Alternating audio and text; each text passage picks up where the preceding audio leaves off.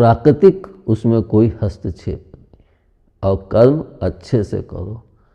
कामना जितनी कम से कम कर सकते हो कामना कम कर दो, कर्म अच्छे से करो। अगर हम इन चीज़ों को अपना लें तो हमारा जीवन बहुत अच्छे सुखमय पूर्ण ढंग से चलेगा। लेकिन कभी भी घमंड मत आने दो कि मैं कमा रहा हूँ तो मैं, अरे तुम तो अपने आप में इतने सक्षम भी नहीं थे कि 9 महीने पेट में रह लेते, तो फिर तुम क्या कर रहे हो? जब चले रह नहीं पाते तो बाहर निकल भी पाते, इस संसार में आ पाते। और हर व्यक्ति आप देखिए एक ही तरह से जन्म लेता है, माँ की कोख में पलता है, पनपता है, उसके बाद एक ही मार्ग से जन्म लेता है, और सभी के एक ही प्रकार का खून का रंग होता है, और सब आखिरी में मौत को ही गले लगाते हैं। विधि अलग अलग होंगी लेकिन मौत को ही गले लगाते। उसी तरह से उस परम पिता से मिलने को और उस अप्रत्यक्ष ज्ञान को प्राप्त करने का सिर्फ एक ही मार्ग है, और वह मार्ग है जप और ध्यान योग। इसके सिवा और कोई दूसरा मार्ग नहीं है उस तक पहुँचने। यानी जब हम एक ही तरह से जन्म लेते हैं, एक ही तरह का लाल रंग का खून है, और मौत भी सबको आनी ही है। ऐसा तो नहीं है कि हम हिंदू हैं तो हमारा जन्म इस तरह से होगा, हम मुस्लिम हैं तो इस तरह से होगा। तो उसी तरह से कोई एक ऐसी विधि भी तो होगी जो सर्व के लिए होगी, ना कि हिंदू मुसलमान या ईसाइयों के लिए अलग अलग हो। और वह विधि है जप के द्वारा ध्यान योग में बैठ के उस प्रभु को साधें। जितना अच्छे से हम साध पाएंगे उतना ही हमें उसकी कृपा मिलेगी। लेकिन उसकी कृपा मिलने से पहले हम अपने गुरु को भी साधें, जिसने हमें उससे मिलने का मार्ग बताया है। अगर उसमें भी आपने कोताही की तो आपका निश्चित पतन आरंभ हो जाएगा। इसीलिए मैं कहता हूँ कि गुरु करो जानकर, दूध पियो छान कर। खूब अच्छे से ठोक बजा के तब गुरु को मानो। और मैं तो गुरु भी नहीं मैं गुरु पिता मानता हूँ, क्योंकि पिता भी गुरु होता है, माँ भी गुरु होती है। इसलिए गुरु पिता ही सबसे अच्छा पद हमें लगता है, और मैं उसी को मानता हूँ। इसीलिए सब कहते हैं पिताजी या गुरु पिता, अच्छा लगता है। मैं भी कि मेरे सिर्फ 4 यही बच्चे नहीं, जितने जुड़े सभी तो मेरे बच्चे हैं। और जब मेरी तबीयत बहुत ख़राब थी, जब यहाँ से निकल के गया था, तो उसके पीछे भी जो कारण थे उनका तो वर्णन मैं नहीं करूँगा। लेकिन इतना एक तरह से डिप्रेशन में हो गया था, कभी सोचा नहीं था कि परिवार में ऐसा भी झेलना पड़ेगा। और मैं 6 महीने तक कई बार मौत के मुंह में जाने से बचा। जब 2019 में निकला, कई बार मौत के मुंह में। लेकिन 6 महीने बाद एक दिन जब लेटा था, एकदम से आई एम बैक, मैं वापस हो रहा हूँ। लेकिन किसके लिए? अपने बच्चों के लिए। और उसका सबसे मुख्य कारण क्या है कि मुझे भी जाके प्रभु को जवाब देना है कि उनके या जो संसार में सभी तो उनके बच्चे हैं। तभी मैं कहता हूँ कोई भी हो, मेरे दरबार के कपाट कभी भी किसी के लिए नहीं बंद होते हैं, चाहे चोर हो चाहे डकैत हो, सबके लिए खुले हैं। लेकिन उसके अंदर अगर भाव अच्छा है तो वह यह भी ना सोच ले कि उनको भाव नहीं। मेरे बहुत से बच्चे, मैं कहता हूँ कि जानकारी होती है लेकिन दिमाग छोटा है, कितना रखूँगा। तो प्रभु ही सब रखते हैं, मैं नहीं। छोटा दिमाग उतना ही ठीक है। लेकिन होशियारी चालाकी जिसने जैसी दिखाई, उसको प्रभु ने वैसे ही दंड दिया, वैसे ही दृश्य दिखाया।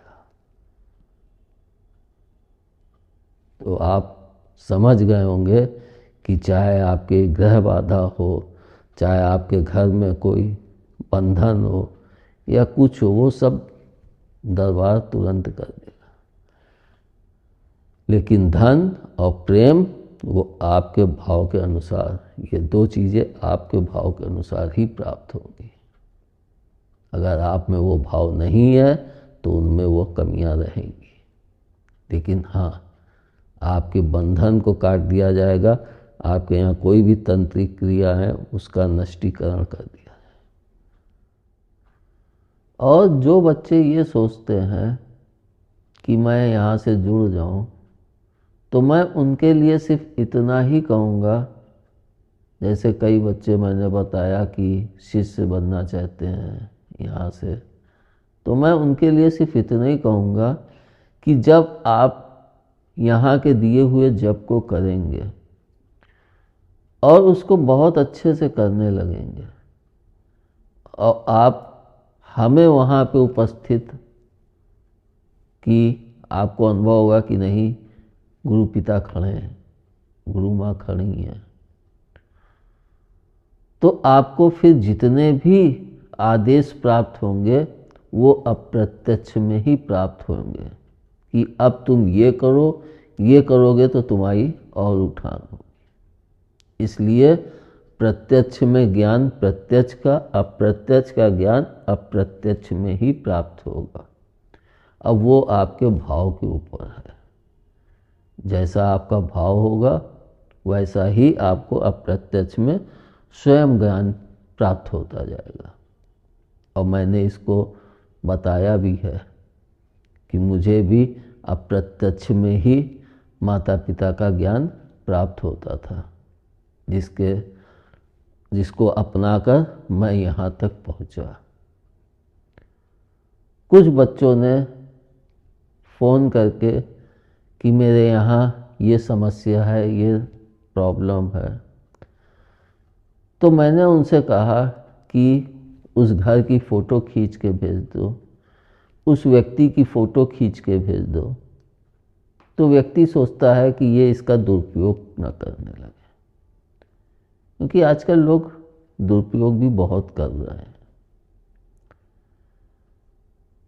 इसके लिए मैं आपको सिर्फ इतना ही कहूँगा कि अगर मेरे सामने जब कोई फ़ोटो होती है और उसको देखता हूँ तो सीधे उससे कनेक्ट हो जाता हूँ, वह दुनिया के किसी भी कोने में हो, लेकिन कांटेक्ट उसी व्यक्ति से होता है। और जिसके घर में ग्रह बाधा है तो उसकी भी जब घर की फ़ोटो देखता हूँ तो मुझे वहाँ की बाधाएं समझ में आती हैं। ऐसे बात करने से वो चीज़ें नहीं समझ में आती हैं। इसीलिए कि आने की आवश्यकता तो नहीं है, आप फ़ोटो दिखाइए, भेज दीजिए। और जो लोग फ़ोटो नहीं भेजना चाहते हैं तो वो स्वयं आके यहाँ पे मुझे एक बार उस चित्र को दिखा दें, ताकि मैं उस स्थान से कनेक्ट हो पाऊँ और आपकी बाधाओं को दूर कर सकूँ। और अंत में मैं कहता ही हूँ कि मैं अंदर से तांत्रिक हूँ, लेकिन बाहर से आनंद, शांति लिए और शांत होना चाहिए। पहले बहुत गुस्सा आती थी, लेकिन अब शांत होता था।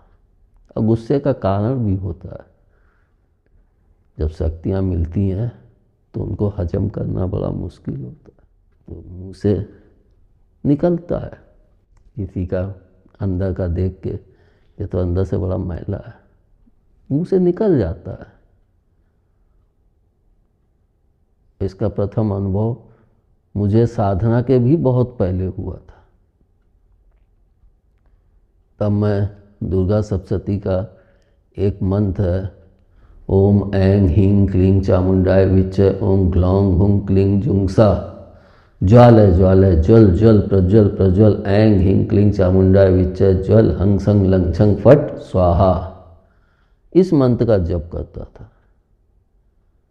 उस समय मैं परचून की दुकान रखे था, तो जो कस्टमर दोपहर में अकेले करता था, भाई लोग मिठाई की दुकान पर, तो कस्टमर दोपहर में घंटे 2 घंटे, क्योंकि जानते ही आप परचून का काम 6 बजे सुबह से चालू होता था, रात में 10 बजे तक चलता ही रहता था। दोपहर में आके मैं बंद करके घंटे 2 घंटे सो जाता था, भैया ये दे दो, भैया ये दे दो। तो गुस्सा लगती थी, क्योंकि ये मंत्र तेज है। तो मैं उनको कभी कभी गाली भी दे देता। कानपुर में तो गाली वैसे भी फेमस है, लेकिन मेरे को उनको गाली दे तो उनको मजा आता था, वो प्रसन्न होते थे। तो उसका कारण मैंने यही समझा कि सब शक्ति का खेल है। अगर हम शक्ति को प्राप्त करके हजम नहीं कर पाए तो हम उस शक्ति का सदुपयोग नहीं कर पाएंगे। जो लोग दूसरों की शक्ति को छीन लेते हैं कि उसको मार दें, उसकी शक्तियाँ पर, तो उस शक्ति को संचालित करने का ज्ञान भी तो नहीं है तुम्हारे पास। मेरी भी तमाम शक्तियाँ लोगों ने ली, लेकिन जब समय आया, आई एम बैक, मैं बैक हुआ और सब वापस अपनी शक्तियों को प्राप्त कर लिया। तो आप लोग भी अपने भाव को अच्छे से जगाएं। दरबार क्या कर सकता है? आपको सभी चीज़ों से राहत दे सकता है। आपको पहले कोई धन देने की आवश्यकता नहीं है, लेकिन जब आपका कार्य हो, इसमें भी आपको बता दें। आप ये ना सोच लो, क्योंकि बहुत से व्यक्ति सोचते हैं बड़े चतुर होते हैं, अरे मेरा कार्य तो हो गया, अब क्या देना है इनको। तो आपसे भी बड़ा चतुर खिलाड़ी है वो, उसको कमज़ोर मत आग लेना। आप ये सोच के चतुर बन गए तो वो पहले से जानता है, वो भी आपके साथ चतुराई दिखाएगा। आपको थोड़ा सा लाभ मिला, रोक दिया, आप सोचे हो गया सब, जा तू छोड़ के जा। जहाँ तू गया, साल 6 महीने में फिर से वो चीज़ें आपके ऊपर हावी हो जाएंगी। इसीलिए कहता हूँ, कभी अपने को उसके आगे चतुर मत समझा। और जो चतुर ज़्यादा बनता है ना, वही जाके गड्ढे में गिरता है। इसलिए चतुराई उतनी करो जितनी आवश्यक है। धन्यवाद। जय माता की, जय भोले। जय भोले, जय माता की।